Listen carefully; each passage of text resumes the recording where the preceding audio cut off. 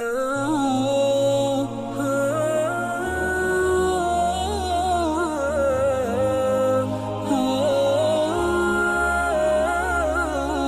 اور میں جب سکول پڑھتے تھے، یہ میں اس دور کے بچوں کی بات نہیں کر رہا، یہ کم از کم جو 35-40 سال سے اوپر کی عمر کے ہیں، تو 8 آنے ملتے تھے روز، یا کوئی 1 روپیہ ملتا تھا، تو اس وقت 1 روپیہ بھی بڑا لگتا تھا۔ اور کبھی عید پہ یا کسی موقع پہ یا گھر میں کوئی مہمان آ جائے اور وہ 5 روپے دے جاتے تو لگتا تھا کہ آج تو اخیر ہی ہو گئی ہے۔ تو اس وقت 5 روپے بھی بڑے لگتے تھے، اس لیے کہ اس وقت ہمارے پاس لاکھوں نہیں تھے، تو 5 بھی بڑے تھے۔ اور آج اگر آپ کو کوئی 5 دے تو آپ اس کی طرف ہنس کے دیکھیں گے، یہ مجھے کیا دے رہے ہو؟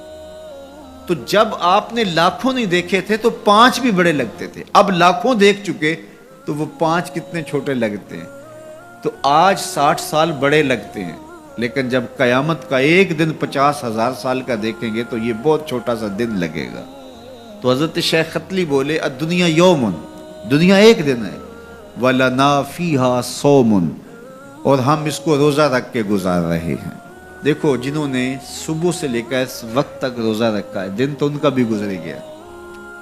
بیمار بھی ہوں گے آپ میں سے کئی، شوگر کے مریض بھی ہوں گے، مریض کے لیے دن کاٹنا اور روزے سے کاٹنا اور زیادہ مشکل ہو جاتا ہے، لیکن کٹ ہی گیا نا۔ تو جب ہم روزہ افطار کر رہے ہوں گے، ٹھنڈا اور میٹھا مشروب حلق سے نیچے اتر کے رگوں کو تر کر رہا ہوگا، تو ایک عجیب طمانینت ہوگی۔ اگر کوئی شخص ایسا ہو جو افطار کے دسترخوان پہ بیٹھا ہو اور اس نے روزہ نہ رکھا ہو اور سستی سے اس نے سارا دن کھاتے پیتے گزار دیا ہو، اب جب روزہ کھلے گا تو اس کے دل میں خیال آئے گا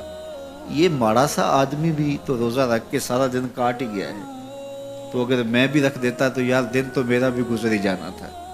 لیکن اس کو وہ رسمن ساتھ تو لے رہا ہوگا، لیکن اگر اس نے روزہ نہیں رکھا تو اس کے لیے اس میں کوئی لذت نہیں ہوگی، اس کے لیے کوئی راحت نہیں ہوگی۔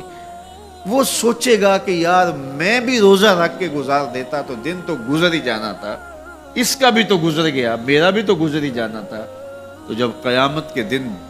بڑے بڑے بد اعمال کرنے والے، برے اعمال کرنے والے جب سزائیں پا رہے ہوں گے تو وہ دیکھیں گے کہ یار اس فقیر کی زندگی بھی تو گزر ہی گئی تھی، اس شخص کا بھی تو وقت گزر ہی گیا تھا۔ تو حضرت داتا گنج بخش علی اجویری کے شیخ کہتے ہیں الدنیا یومن وَلَنَا فِيهَا صَوْمٌ، دنیا ایک دن کے برابر ہے اور میں روزہ رکھ کے گزار رہا ہوں، اپنی خواہشات کو روکتا ہوں، اپنی آرزوؤں کو روکتا ہوں، گویا ایک روزہ رکھ کے زندگی گزار رہا ہوں، تو زندگی تو میری بھی گزر جائے گی، اور جو نہیں روزہ رکھ کے گزار رہے تو زندگی تو ان کی بھی گزر جائے گی۔ تو فرمایا میں روزہ رکھ کے زندگی گزار رہا ہوں۔ اللہ اکبر۔ اس لیے اچھے لوگوں کی صحبت اختیار کرو،